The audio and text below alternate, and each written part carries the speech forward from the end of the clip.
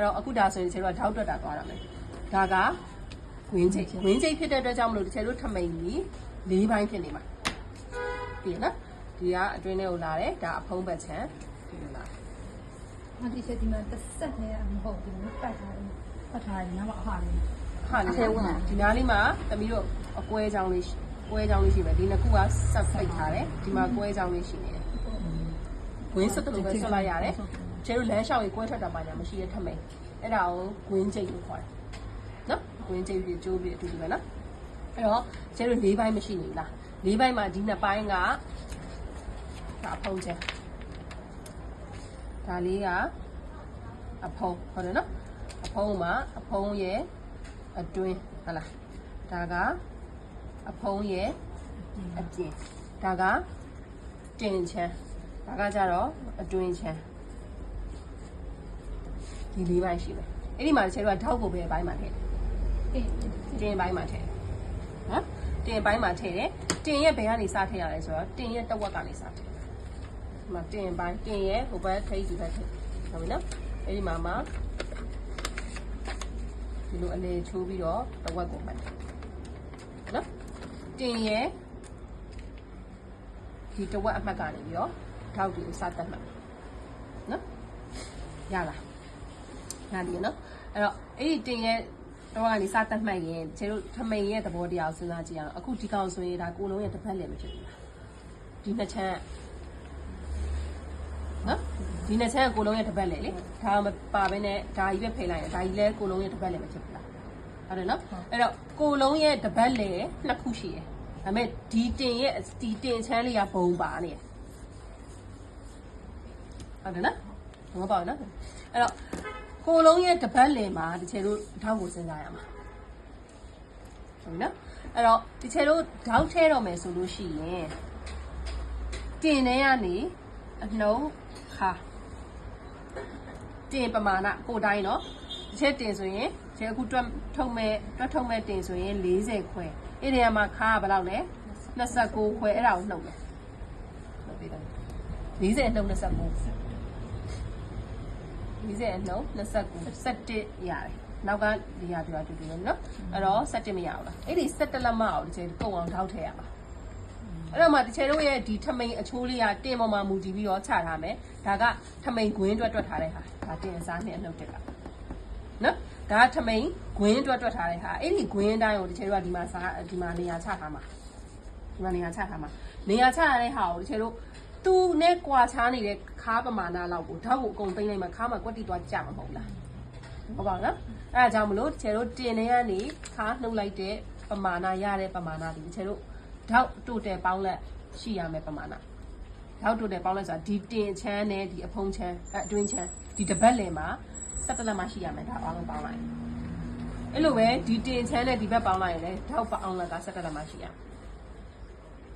နော်အဲ့တော့အဲ့17လက်မအောင်ကျတော့ဘယ်လိုသတ်မှတ်မလဲဆိုရင်ကျတို့မှာ standard ဓာတ်ကြီးရှိတယ်အဲ့ standard ဓာတ်ကတင်အနှုတ်ခါက10လက်မရှိတယ်အဲ့ဒီ standard ကိုသမီးတို့အလွတ်ကျက်ထားရမယ်အဲ့ဒီ standard ကနေမှသွားကစားမှာနော်အဲ့ဒီ10လက်မကဘယ်လိုရလဲဆိုတော့ပြဘယ်လိုထည့်ထားလဲဆိုတော့ဒီမှာဆိုရင်ကျတို့က center line ဆိုတာဒီတင်ရဲ့ center line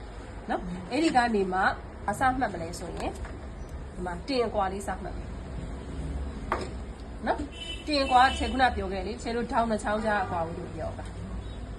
နော်အဲ့တော့ထောင်းနှချောင်းကြားကအကွာဝေးကင်အကွာလေးစမှတ်မယ်ဒီကနေပြီးတော့ဒီထိပြီး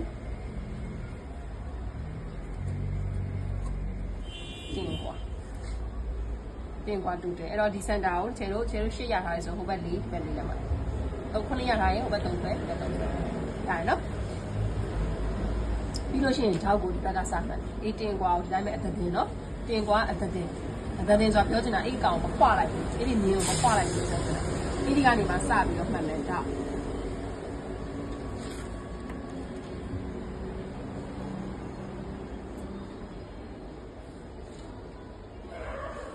ဒီထောက်လေးကဘယ်လောက်လဲဆိုတော့2လက်မဆိုတော့ဒီကနေဒီထိအစအဆုံးကိုပြောတာဒါပြီနော်ပြီးလို့ရှိရင်တလက်မခွဲဟာထောင်းနှစ်ချောင်းကကက်ရက်ကြီးလားမဟုတ်ဘူးเนาะဒီကြားထဲမှာဟာနေရတယ် အဲ့ဒါလေးကတစ်လက်မခွဲဟာမယ် ဒါအမြင်လေးရပါလား ဒီမှာလေးက9လက်မှတယ်ပြောပါသေးတယ်ရမှာပြီးရင်တစ်ခွဲတိုတယ်တစ်ခွဲအဲ့တော့ဒီတစ်ခွဲလေးကကျတော့နည်းနည်းရိုင်ရမာနာလေးပြင်ပြတော့မနော်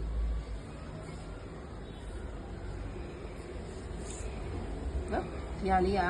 6ခွဲဒါလားပြီးသွားရင်ဒီဘက်ကျမှ9လက်မဟာလိုက်အဲ့ဒီ9လက်မကလေးကဒီစင်တာကနေ9လက်မဒီစင်တာကနေနော်9လက်မအဲ့ဒီ9လက်မကိုခွာပြီးတော့မှအဲ့ဒီ9လက်မကိုခွာပြီးတော့မှတစ်ခွဲတော့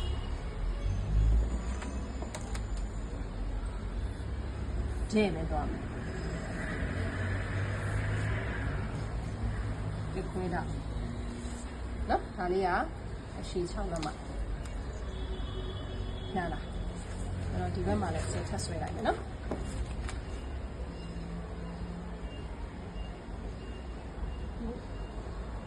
ဒီခွဲ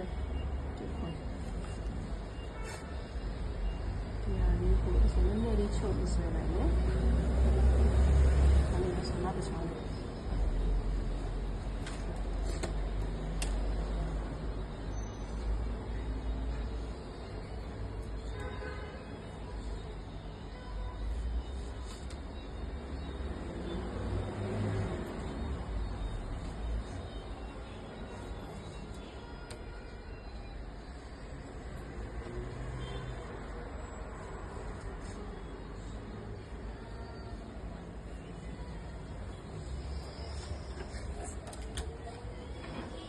ရမလားအဲ့တော့ဒီအဖုံးဒီကောင်လေးနဲ့ရှင်းပြီးစဉ်းစားကြည့်ဒီအထိကဒီချေတို့ဒါဒီနဲ့ဒီကြားကတင်ချမ်းဒါတင်ကြားထဲမှာရှိနေမယ်နော်